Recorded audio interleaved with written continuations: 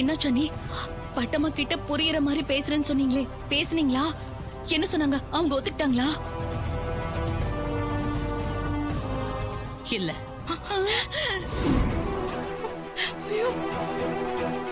என்னது? ஒத்துக்கலையா? சுபத்ரா அண்ணி கிட்ட சொல்லுவேன்னு சொல்லிட்டாங்களா? ஐயோ, போச்சு, எல்லாம் போச்சு. என்னாச்சு சொல்லு பானுமதி, ஏன் இவ்வளவு டென்ஷனா இருக்கு? அந்த பட்டம்மா கால்ல விழுந்து கெஞ்சின. இந்த கல்யாணத்தால 2 குடும்பமும் ஒன்னா சேரும், நிச்சயத்தை தயவு செஞ்சு நடக்க விடு, சுபத்ரா கிட்ட சொல்லிடாதுன்னு எவ்வளவோ சொன்னேன். ஆனா சொல்லுவேன் அவ திமிருகிட்ட ஓடினான். ஐயோ, போச்சு. சுபத்ரா கிட்ட சொல்ல போயிட்டாங்களா? நம்ம எல்லாரும் கிளம்ப வேண்டியதா போச்சு. போச்சு. என்ன சொல்றீங்க? அப்ப என் நிச்சயதார்த்தமே நடக்காதா? பதட்டப்படாத தீப்தி, அவ சுபத்ரா கிட்ட சொல்ல மாட்டா.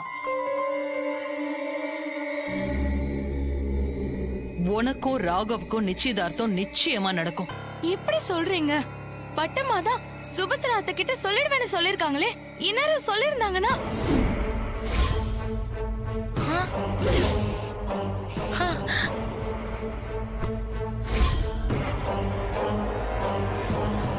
பட்டம்மா நிச்சயதார்த்தம் முடியற வரைக்கும் மயக்கத்துலதான் இருப்பா. நிச்சயம் முடியற வரைக்கும் அவளை மறைச்சு வைக்கணும்.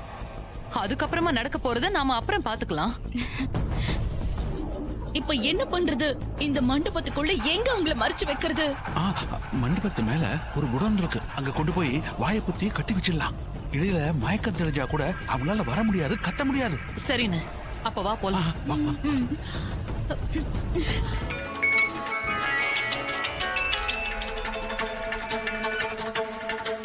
என்ன விஷயம்? ருக்மணி, நீ எங்க இருக்க? சம்பந்தி வீட்டுக்காரங்க வேற உன்னை கேட்டுக்கிட்டே இருக்காங்க, உடனே கிளம்பி வா. ஏங்க இப்படி இருக்கீங்க? நம்ம பொண்ணு வேணான்னு சொல்லிட்டு அந்த இசையை மட்டும் நிச்சயம் பண்றாங்க.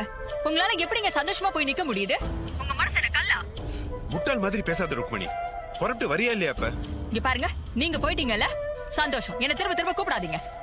ருக்மணி, நான் சொல்றது கொஞ்சம் கேளு, கிளம்பி வா. நான் கோபத்துல ஏதாவது திட்டிட போறேன், போட வைங்க.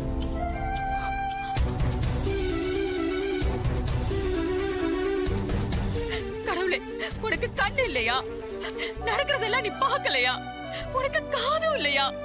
நான் வேண்டது உனக்கு கேட்கலையா? என் பொண்ணு வாழ்க்கைக்கு ஒரு வழி காட்டாம விட்டுட்டியே. நீ எல்லாம் நிஜமா கடவுளா இல்ல கல்லா? ருக்கு, என்ன இப்படி தனியா நின்னு புலம்பிட்டு இருக்க? புலம்பாம வேற என்ன பண்றது? என் பொண்ணுக்கு ஒரு நல்ல இடத்துல வாழ்க்கை அமையணும்னு நான் கடவுள்கிட்ட வேணா, அந்த சாமி கதையை எப்படி மாத்தி விட்டுருச்சு. ஐயோ பாவம் என் பொண்ணு, அவளோட நிச்சயதார்த்தத்தை நிறுத்திட்டாங்களே, அவளுக்கு ஆசையை காட்டி இப்படி ஏமாத்திட்டாங்களே. நல்லா இருப்பாளா அந்த இசை? ருக்கு, உன் பொண்ணுக்கு நல்லது நடக்கலன்னா அந்த இசைக்கும் நடக்க கூடாது. அப்படி நடந்தா என்ன ஆகும் தெரியுமா? ஊர் உலகம் உன் பொண்ண ராசி இல்லாதவனு முத்திர குத்திடும். அதுக்கப்புறம் அவ்வளவுதான், உன் பொண்ணுக்கு மாப்பிள்ளை அமைகிறது ரொம்ப கஷ்டமாயிடும்.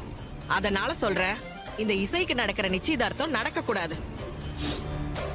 நீ சொல்றது கரெக்ட் தான் மங்கா, ஆனா எல்லாம் நானா நடத்துறேன், எல்லாம் என் கைய மீறி நடக்குது. நான் என்ன பண்றது?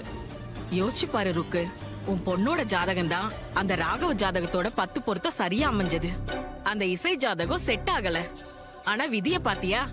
அவ ஜாதகத்தை நம்மள வச்சு செட் பண்ணி இசைய உள்ள போக வச்சிடுச்சு, நம்ம வர்ஷினிய வெளியே நிக்க வச்சிடுச்சு. அதான் நடந்துருச்சு. இப்ப நான் என்ன பண்ணணும் சொல்லு. நான் சொல்றத கேளு. நாம நிச்சயதார்த்தம் நடக்கிற மண்டபத்துக்கு போவோம். இசைக்கு காது கேட்காத விஷயத்த சுபத்ரா கிட்ட சொல்லுவோம். நம்ம வர்ஷினிக்காக இத செஞ்சே ஆகணும். நீ சொல்றது கரெக்ட் மங்கா, நல்ல வேலை கரெக்டான நேரத்துக்கு வந்த. என் பொண்ணு வாழ விடாதவங்கள நானும் வாழ விட மாட்டேன். ஒரு 5 நிமிஷம் வெயிட் பண்ணு, நான் புடவை மாத்திட்டு வந்துடுறேன்.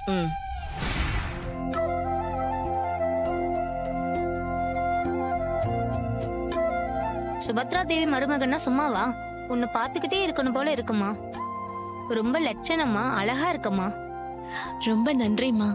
அழகுங்கிறது பாக்குறவங்க கண்ணுல இருக்குன்னு சொல்லுவாங்க. என்ன சொல்ற, நீங்களே ரொம்ப அழகா இருக்கீங்க. சிரிக்கும் போது அப்படியே மகாலட்சுமி மாதிரி இருக்கமா. ரொம்ப நன்றிமா. வணக்கம். வெறும் சிரிப்பு மட்டும் அழகா இருந்தா போதுமா? நகை வேணும், தங்க நகை வேணும்.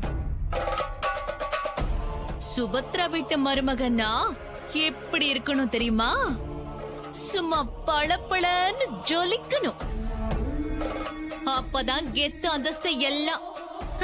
சும்மா சிரிப்ப மட்டும் வச்சுக்கிட்டு சிங்காரம் பண்ண முடியாது. இதோ இந்த பொண்ணு பாருங்க,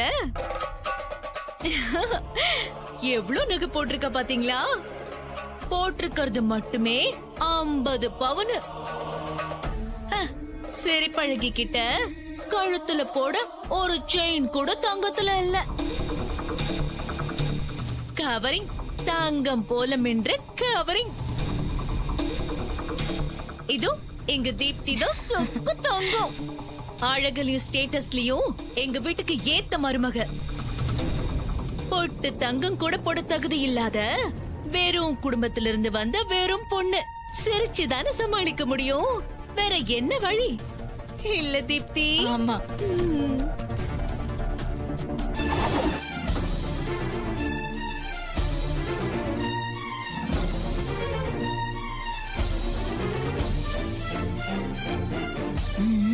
சுபத்ரா,